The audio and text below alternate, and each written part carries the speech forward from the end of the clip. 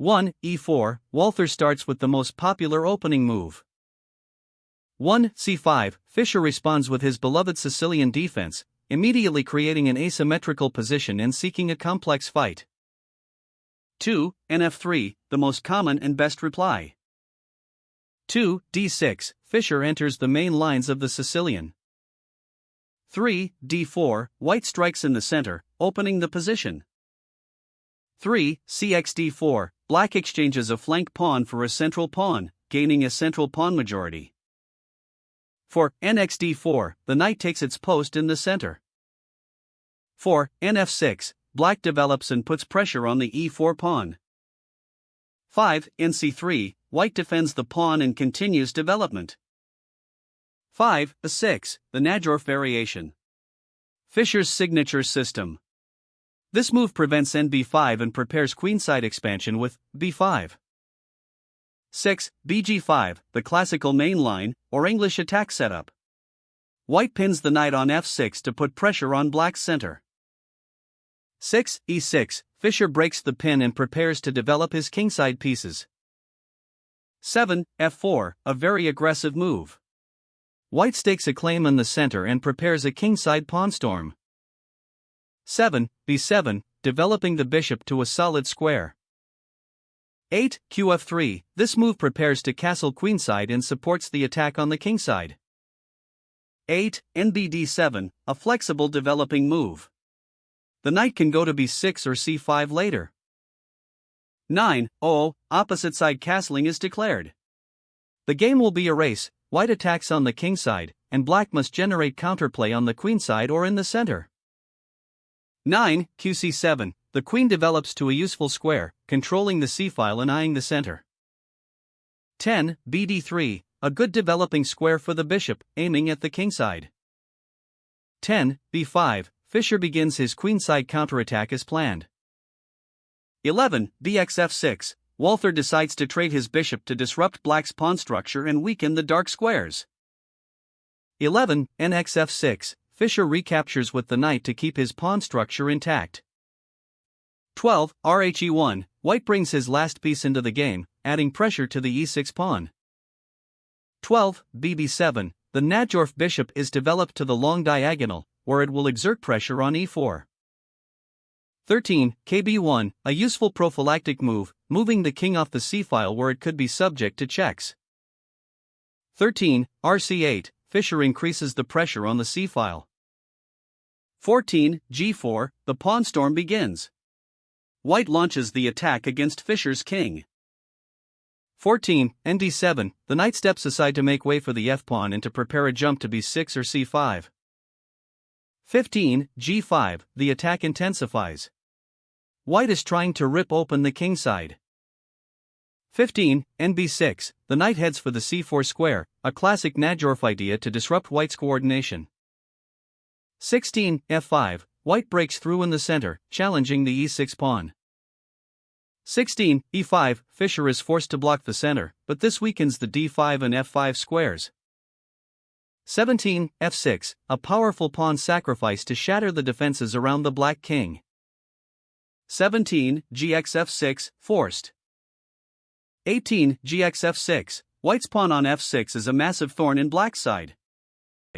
18. bf8, the bishop is forced to retreat to defend. 19. nd5, a centralizing move, challenging Black's knight. 19. nxd5, Fischer exchanges. 20. exd5, White recaptures, gaining a strong passed d-pawn. 20. kd8, the king's walk.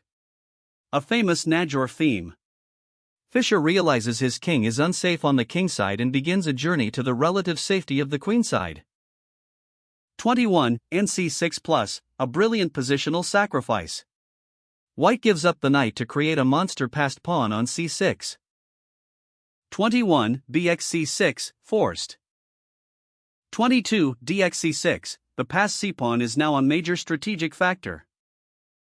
22. qxc6, Fischer must recapture, but his queen is now pulled into a defensive role. 23. b4, White develops with tempo, attacking the queen. 23, QB6, the queen sidesteps, but remains active. 24, QH5, white's queen becomes a monster, attacking f7 and other weak points. 24, KC7, the king's journey continues. 25, BF5, the bishop lands on a powerful outpost, paralyzing black's rooks. 25, RD8, Fischer defends. 26, QXF7+, Walther cashes in, winning a pawn. 26, KB8, the king finally finds a safe square. 27, QE6, the queen remains a dominant piece. 27, QC7, Fischer's queen returns to defend. 28, Re3, a rook lift. White prepares to swing the rook over to the attack. 28, BH6, Fischer finally gets his bishop into the game, challenging the rook. 29, RC3, the rook lands on c3, putting pressure on the queenside. 29, QB7, the queen continues to defend from the side. 30, F7, this pawn is a dagger. If it promotes, the game is over. 30, BG7, Fischer's bishop blockades the pawn. 31, RCD3, white triples on the d-file, putting immense pressure on black. 31, BF8, the bishop is forced back to a passive defensive role. 32, C5, a stunning combination. It looks like a queen sacrifice, but it's a forced sequence. 32, Dex5, forced. If black plays another move, white plays QXD8+. 33, RXD8+, the rook captures with check. 33, Cos7, the king moves. 34, R1D7, the decisive follow-up. White pins and wins the black queen. 34, H5, in a lost position, Fischer creates a passed pawn. This is his only hope. 35, RXB7+, white wins the queen. 35, KXB7, Fischer recaptures. The game has transitioned into an endgame. 36, C3, white prepares to push his own passed pawn. 36, KC7, Fischer's king becomes extremely active. This is his main counterplay. 37, RA8, the rook harasses the king. 37, KD6, the king keeps moving towards the center. 38, RXA6+, white wins another pawn. 38, Cos7, the king marches on. 39, Re6+, winning the f7 pawn. 39, KXF7, Fischer's king is now a powerful fighting piece. 40, Rex5, white is now several pawns up, but black's active pieces give him chances. 40, B4, Fischer creates chaos and tries to make his own passed pawns. 41, CXB4, white accepts the challenge. 41, BXB4, Fischer now has an active bishop and a passed h-pawn. 42, H3, preventing BG4. 42, KF6, the king continues to be a nuisance. 43, RB5, the rook controls the b-file. 43, BD6, the bishop finds a strong post. 44, B4, white's bishop is also a strong piece.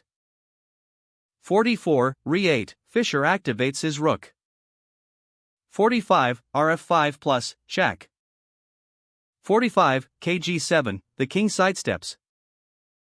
46, BF3, defending the e-pawn. 46, 1+ rupee, Fischer creates threats with his rook. 47, KC2, the white king is also forced to be careful. 47, RF1, the pressure continues. 48, RD5, a tactical skirmish. 48, RF2+, check.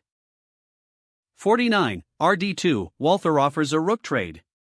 He believes the resulting bishop endgame is winning for him. 49, RXD2+, Fischer accepts. He trusts his defensive skills. 50, KXD2, the rooks are off. It's a pure bishop and pawn endgame. 50, H4, Fischer pushes his best asset, the passed h-pawn. 51, kd3, the white king heads for the queenside to support its own passed pawns. 51, kf6, Fischer's king must now switch from attack to defense. 52, kc4, the king march continues. 52, k7, the king hurries back. 53, kb5, white's king is getting very close. 53, kd7, just in time. 54, a4, the a-pawn starts to roll. 54, kc7, the king sets up a blockade. 55, b4, white has two dangerous passed pawns. 55, kb8, the king is forced to the edge of the board. 56, a5, the pawn advances. 56, k7, a critical defensive square. 57, kc4, white tries to find a way through. 57, bg3, the bishop controls key squares. 58, b5, the pressure mounts. 58, bf2, Fischer's bishop is a hero, holding the line. 59, b2, repositioning. 59, b3, Fischer waits. 60, kb3, white tries to maneuver his king. 60, bd2, the bishop is incredibly annoying for white. 61, b6 plus, trying to force a breakthrough. 61, kb7, the king holds firm. 62, k4, white is running out of ideas. 62, kc6, the king shuffles. 63, bb5 plus, a final attempt. 63, kc5, Fischer finds the perfect square. White cannot make progress. The black bishop controls the promotion square a8, and the black king blockades the pawns. It's a fortress. January 2nd to January 2nd.